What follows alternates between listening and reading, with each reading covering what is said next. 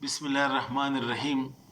I am Dr. Mohibullah Wazir, and this is the third lecture of General Anatomy of Autonomic Nervous System. Today we discuss the Parasympathetic Nervous System, PNS or Parasympathetic Nervous System. Look, first of all, note few facts. Number one, all sympathetic nerves, all cranial or spinal nerves, almost all of the spinal nerves, these spinal nerves, it must have sympathetic fibers present in it. Each spinal nerve consists of motor, sensory, and sympathetic. But note, the parasympathetic fibers are not present in the spinal nerves except only in 2, 3, and 4 sacral nerves. Only in 2, 3, and 4 sacral nerves, only parasympathetic component is present. This is one point. Secondly, the sympathetic nerves which runs along the spinal nerves, it supplies almost all body, whether somatic or whether visceral. For example, it supplies the muscle, the skin, and the heart, the lungs, and stomach, and every part. Okay?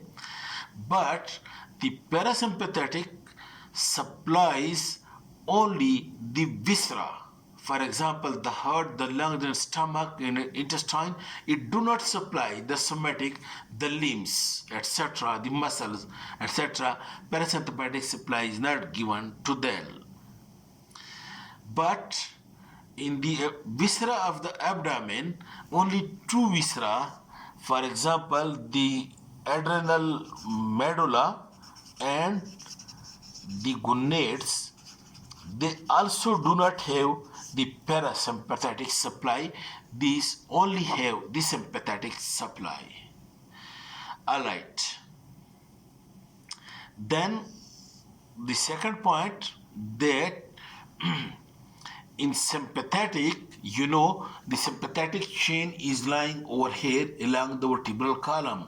So as soon as the pre-ganglionic fibers originate from the lateral horn, it relay in the ganglion, and then from the ganglion the post-ganglionic fibers are given to the nerves, and they travel long distance. For example, you can see this radial nerve, ulnar nerve, and in this way the preganglionic fibers are very short and the postganglionic fibers are very long in sympathetic nervous system. While in parasympathetic nervous system, note the point that the ganglion, the second ganglion, is always usually lying in the wall of the viscera. For example, in the wall of the intestine, embedded in the wall of the intestine. That's why the parasympathetic nerves originating from over here travel a long distance to reach to, for example, over here to the descending colon, and then the ganglion is present over here in the descending colon, and they relay over here, and then the postganglionic fibers immediately supplies the muscles of the viscera, which means that the preganglionic fibers in parasympathetic is long and the postganglionic is very short. Okay, then what is the anatomy of the parasympathetic? Note, the parasympathetic is having craniosacral outflow. That is the parasympathetic connector cells are the first order neuron, or the connector cells or the central cells of the parasympathetic are present in the brain and in this sacral segment of the spinal cord. And at the same point, now you note another point, that the cranial nerves, none of the cranial nerves have any sympathetic fibers present in it. But 4 of the cranial nerves is having the parasympathetic nerve fibers in it. Now look, the sacral, what do you mean by sacral outflow? You know, in the thoracic region, when you draw a transverse section, you will find the anterior horn cell motor cell, posterior horn cell sensory, and lateral horn cells which are sympathetic in function. But in S2, S3, and S4 segment of the spinal cord, when you draw a cross section, the gray matter would be arranged like that. That again it would be having the posterior horn cells which are sensory in function, and the anterior horn cells which are motor in function, and in the lateral part of the sacral segment, over here you will find lateral horn cells. Of course, they say that these lateral horn cells in the sacral region are not so much to make a proper horn, but these cells are present over here, and these are parasympathetic in function. These parasympathetic fibers originate from over here and they join the anterior root. And again, over here, you note that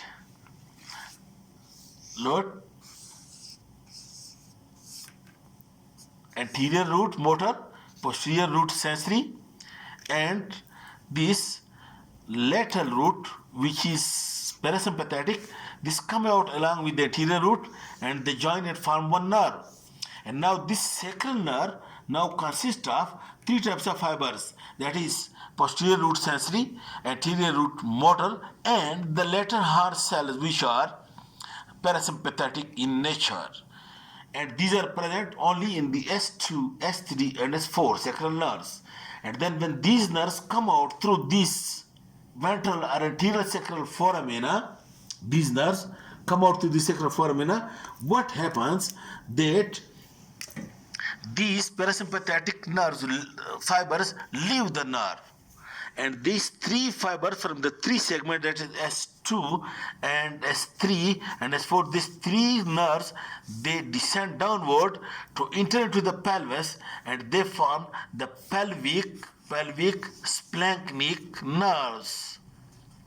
The thoracic splanchnic nerves, you know, they are formed by the sympathetic, while the pelvic splanchnic nerves, these are formed by the parasympathetic coming from S2, S3 and S4 segment of the spinal cord. These pelvic splanchnic nerves then join the right and left inferior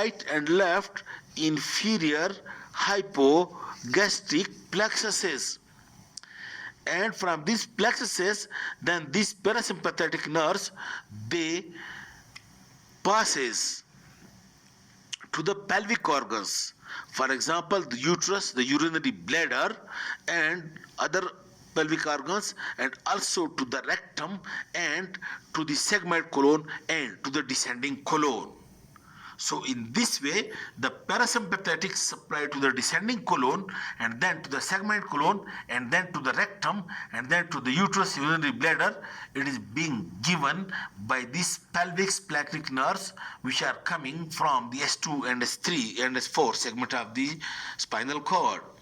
And then this pelvic splanchnic nerves, after coming from the hypogastric plexuses, they reach to the concerned viscera and relay over there in the ganglion which is present in the wall of the descending colon or rectum, and then the pulmonary fiber then supplies the smooth muscles and the glands.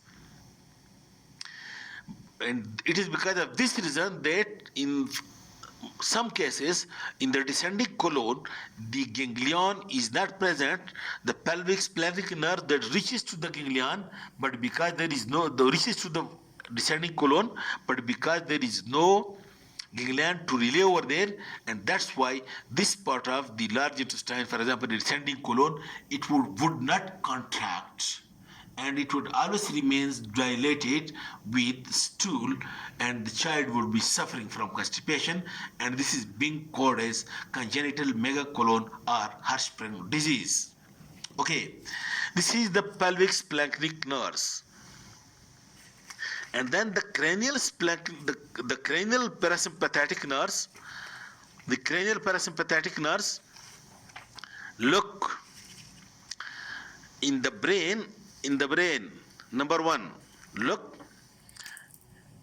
the third nerve, which is called as oculomotor nerve, it is a motor nerve, but in the midbrain there in one nucleus which is called as Edinger Westphal nucleus. This Edinger Westphal nucleus is parasympathetic in function, present in the midbrain. These join, these fibers from the third nerve separate and joins a ganglion which is present inside the orbit, over here in the orbit of the eyeball, which is called a ciliary ganglion. And from this ciliary ganglion, this post ganglionic parasympathetic fibers, which are coming from the midbrain, from the Edinger Westphal nucleus to the third nerve, it supplies the pupillary muscle and ciliary muscles, and this parasympathetic causes pupillary constriction, while you know the sympathetic causes the pupillary dilatation. Okay, before that point, note one another point. I told you that in parasympathetic, the second ganglion or the post ganglion is usually lying in the wall of the viscera, but in the area of the head and neck there are four ganglion which are not lying inside the viscera, in the wall of the viscera, but lying outside the wall of the viscera. And one of that is this ciliary ganglion, which lies over here near the orbit, and it is being fed by the Edinger Westphal nucleus, the parasympathetic fiber come from there, and from then the fiber there supplies the ciliary and the pupillary muscles. And then from, this is the third nerve, then the seventh nerve or facial nerve, it receives the parasympathetic fibers from superior salivatory nucleus. From this superior salivatory nucleus, fibers join the seventh nerve, and from the seventh nerve, then fibers separate and it enters into pterygopalatine ganglion,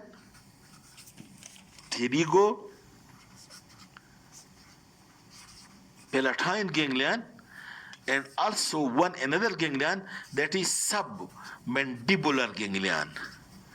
In this way, I told you four ganglion. One is the ciliary ganglion near the orbit, and another is the pterygopalatine ganglion in the pterygopalatine fossa, and the third is the submandibular ganglion present over here in the submandibular fossa.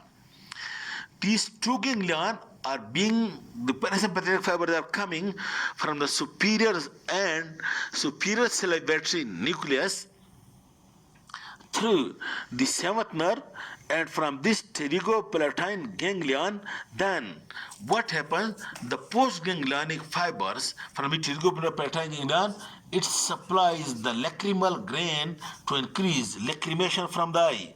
And number two, the palatine gland and nasal gland to increase secretion.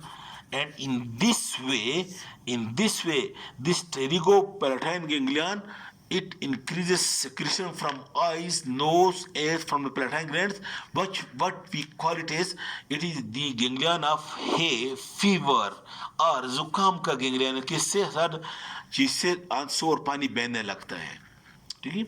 And then while the submandibular ganglion, it supplies the submandibular and the lingual gland to increase their secretion, that is saliva. And then the other one is, the third one is the inferior salivatory nucleus. This inferior salivatory nucleus fibers come out from the brain along with the ninth or glossopharyngeal nerve.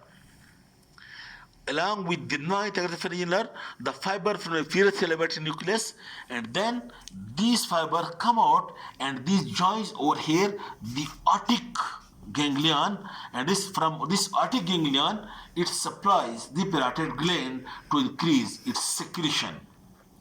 And the fourth, in this way they that three nerves. Number one, third nerve from the Dinger Westphal nucleus, then the seventh nerve from the superior salivary nucleus, and then the ninth nerve also from the superior salivary nucleus, no, from the inferior salivary nucleus, and then the fourth nerve which is having the parasympathetic nucleus, that is the dorsal nucleus of the vagus nerve. Note the point. Vagus nerve is a very long nerve. It lies in the medulla oblongata. And from this, the dorsal nucleus of the vagus nerve, the parasympathetic fiber, it joins the vagus nerve, and then the vagus nerve come out from over here from below the skull, and then it supplies the area of the head and neck, then it supplies the heart, lung and thorax, and then it supplies the all of the GIT except the descending, the rectum and the segmental colon.